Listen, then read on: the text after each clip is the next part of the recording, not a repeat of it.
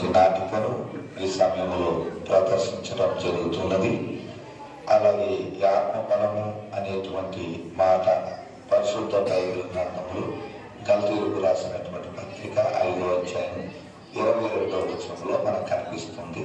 5 ఆత్మఫలము ఏమనగా ప్రేమ, సంతోషము, సమాధానము, దీర్ఘశాంతము, దయాళత్వము, మంచితనము, విశ్వాసము, సాత్వికము, ఆశా నిగ్రహము అనేటువంటి 9 అంశముల గురించి ఇక్కడ మనకి తెలియజేయబడుతున్నది.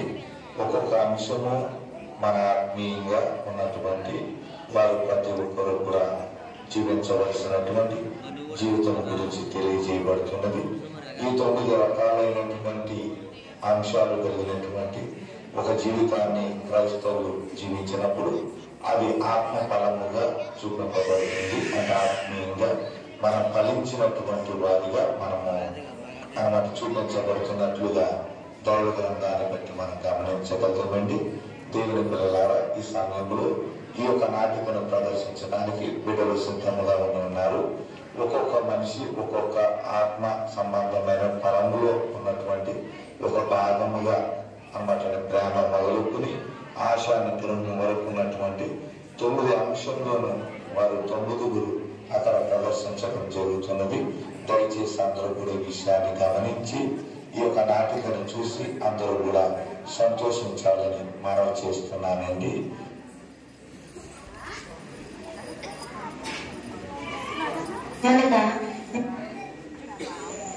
నిలుచున్న మీతో నేను చెప్పినదేమనగా, మీ శత్రువులను ప్రేమించుడి, మిమ్మును ద్వేషించు వారికి మేలు చేయుడి.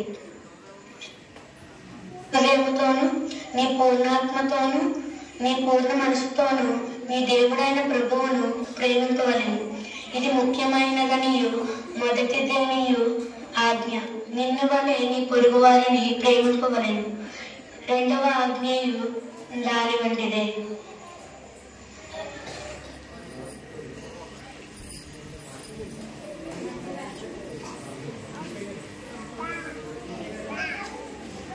ఉత్సాహగానము చేయుచు ఆయన సన్నిధికి రండి. శ్రమయు వేదనయు నన్ను పట్టి ఉన్నవి, అయినను నీ ఆజ్ఞలు నాకు సంతోషము కలుగజేయుచున్నవి.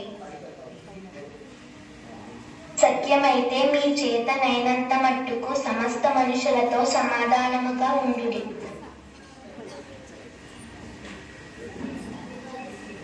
మంచిదే కాని ఉప్పు నిస్సారమైన ఎడల దేని వలన మీరు దానికి సారము కలగజేదురో, మీలో మీరు ఉప్పు సారము గలవారై ఉండి ఒకరితో ఒకరు సమాధానముగా ఉండుడని చెప్పు.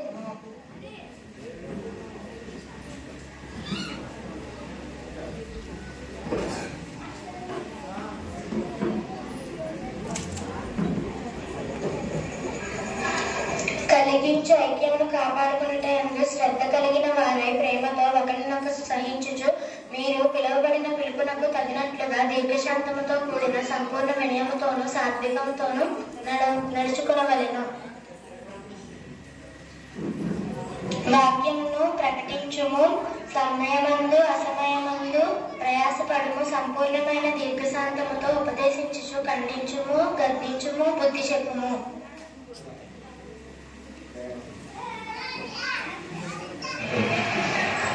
కాగా దేవుని చేత ఏర్పరచబడిన వారిని పరిశుద్ధులను ప్రియులైన వారికి తగినట్లు మీరు జాలిగల మనసును, దయాళత్వమును, వినయమును, సాత్వికమును, దీర్ఘశాంతమును ధరించుకోండి.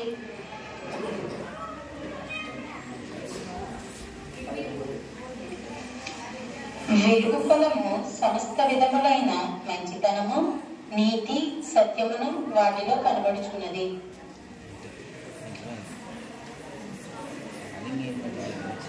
విశ్వాసము లేకుండా దేవునికి ఇష్టడై ఉండుట అసాధ్యము. దేవుని యొద్దకు వచ్చేవాడు ఆయనని తను వెతుకు వారికి ఫలము దయచేయువాడని నమ్మవలెను కదా. విశ్వాసము మునబట్టి అతి వరకు చూడని సంగతులను గూర్చి దేవుని చేత హెచ్చరింపబడి భయభక్తులు గలవాడై తన ఇంటివారి రక్షణ కొరకు ఒక మోడల్ సిద్ధము చేసిన అందువలన అతడు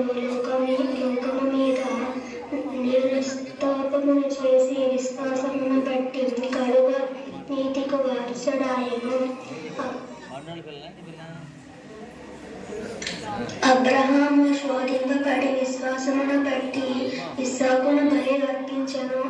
ఎవడు ఆ వాగ్దానమును సంతోషముతో అంగీకరించెను.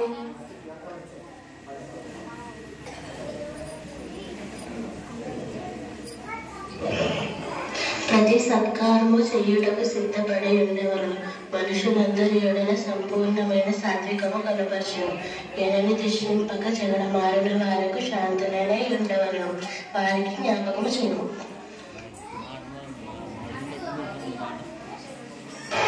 జ్ఞానమునందు ఆశా నిగ్రహమును, ఆశా నిగ్రహమునందు సహనమును, సహనమునందు భక్తిని, భక్తి యందు సహోదర ప్రేమను, సహోదర ప్రేమ యందు దయను అమర్చుకొనుడి.